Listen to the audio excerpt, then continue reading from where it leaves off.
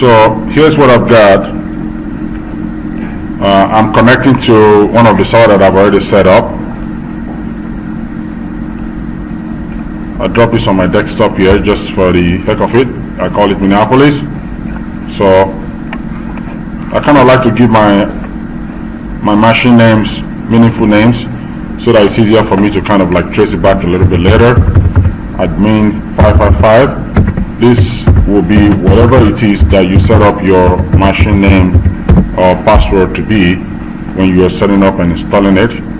That you want to try as much as possible to remember. While this one is running, I'm going to minimize this page. I have this file that I've already added to your D2L home page. Let me see if I can actually reference it while we're at it now. These are the two files I'm talking about. The create demo user and list for creating realistic active directories. Are these two files is a file that I already pulled down into my box over here. Create demo user, list of this user.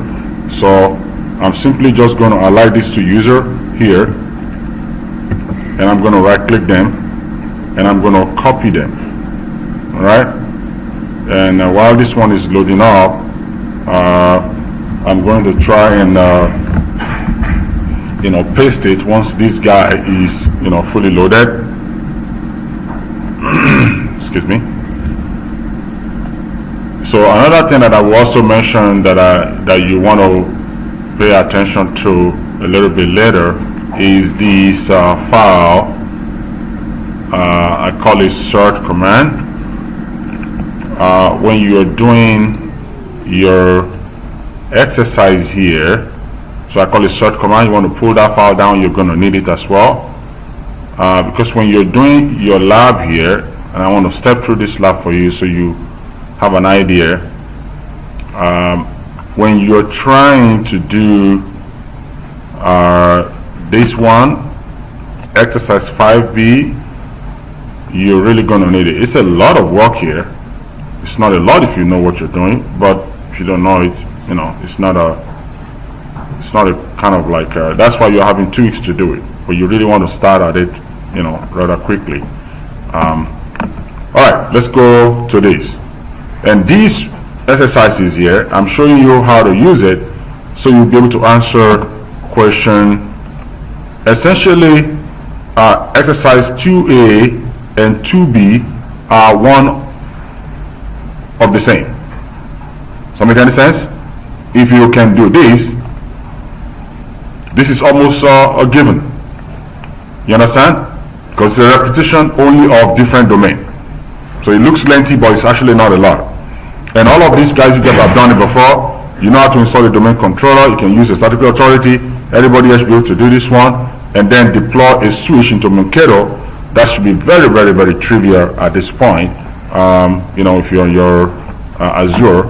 So let's quickly run through this script now. I'm going to create a folder inside my drive C here. I'm going to call the folder tools.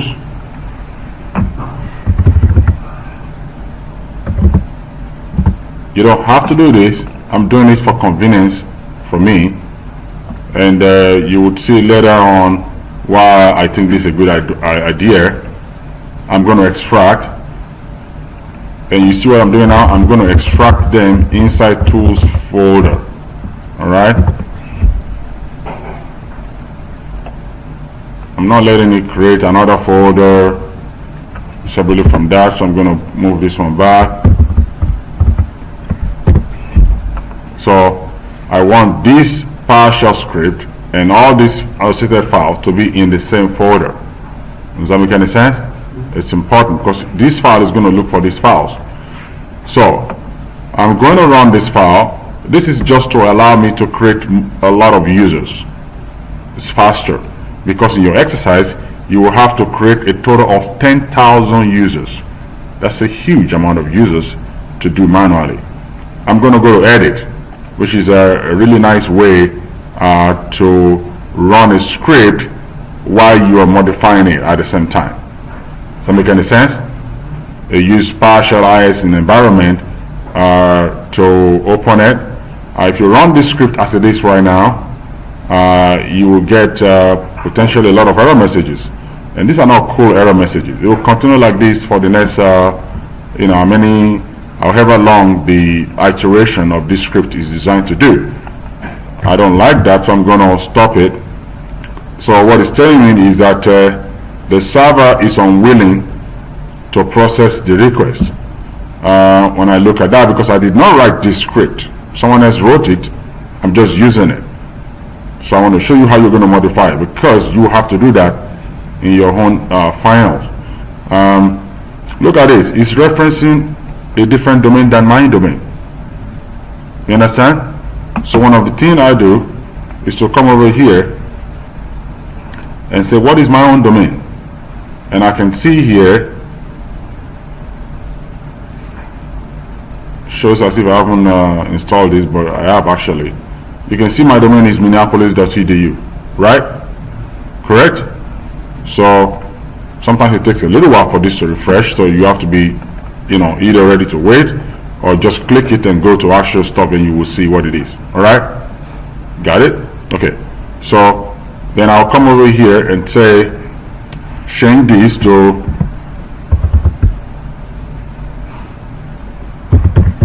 Minneapolis, and I'm going to say change this one to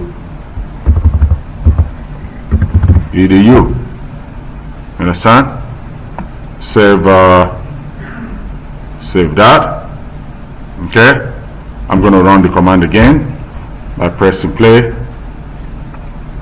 I run the script, so it's going to run the script this time around, and you can see it's giving me another error messages. That's good. It's good, and I'm getting different error messages, right? Because we're making progress.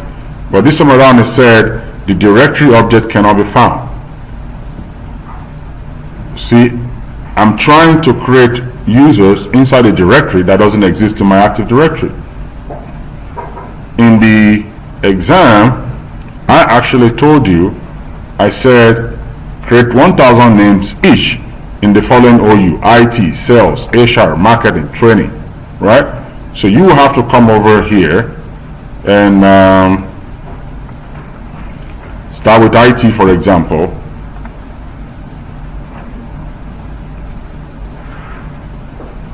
And you will have to say create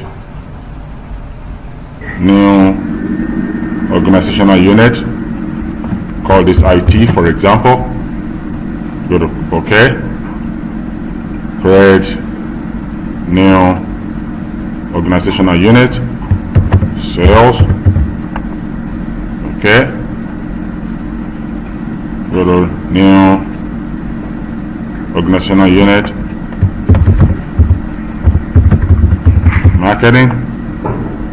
Okay, I'm just going to stop there. Just an example. You can go on and do the rest. Then I'm going to come here on my script here, and I'm going to remove, because I don't have any OU call HK. So I'm just going to call this one and call it IT. Does that make any sense? Got it? And I'm going to say save. This doesn't do anything. It's just make it aesthetically clean. That's all. Otherwise, you get nothing out of it. You get nothing for it. It's just a comment. Got it? So now, how many users do I have to create in each of the OU? How many users in the question that I just showed you? 1,000, right? In each OU. So you have to go down and look at this script, and you will see that this script will create 5,000 for you. So if you do not edit that, I'll penalize you. As a matter of fact, I'll actually take away all your points. Okay? So you come back over here and edit the script. I'm recording the video, so you can always go back and watch it later. Alright? So say 1,000 users for this. And having done that, I feel like I've done the basic thing that will make it work. Here are some cosmetics things that I'm also going to look for.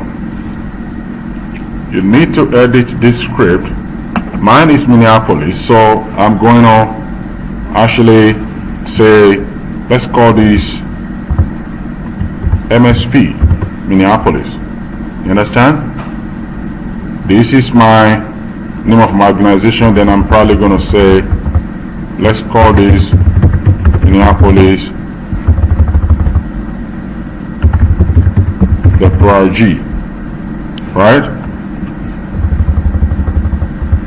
Let's call this Minneapolis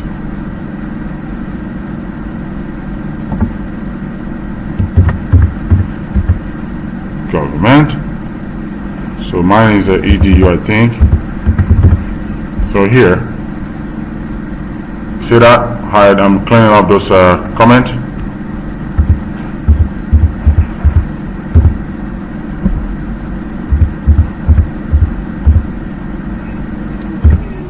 Everybody got it? I will look for it. They're not a lot, small things, little things, but they affect what you create. So I'm going to run the script now, and now it's creating a lot of those usernames. You see that?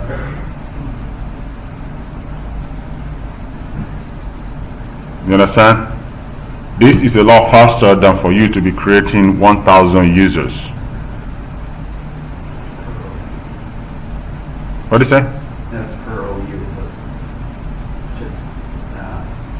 So remember, if I tell you, even though here I didn't tell you in the question what the default password is, so you are free to use whatever you want to use.